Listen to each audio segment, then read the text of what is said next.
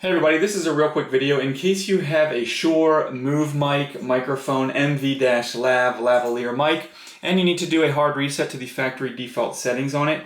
Now you're going to want to do this reset for one of two reasons. The first one is troubleshooting in case this microphone is, it's not pairing with the receiver or it's not working right, seems to be frozen or not responding, the sound is funky. Anything like that can very often be fixed with a factory reset.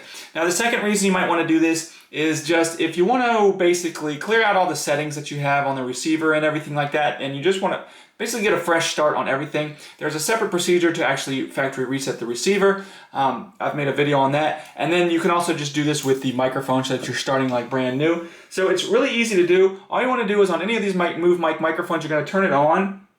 And then on the button, once it's on the button, you're going to do a double tap on the button and then a third time hold. So you're going to go tap, you're going to go on this button, you're going to go tap, tap, hold the third time, and you're just going to hold it until the flashing changes, including a red flashing on the lights, and that red flashing will indicate that the reset is successful. You can go ahead, release the button, repair, reconnect, and just start using this microphone like a brand new mic.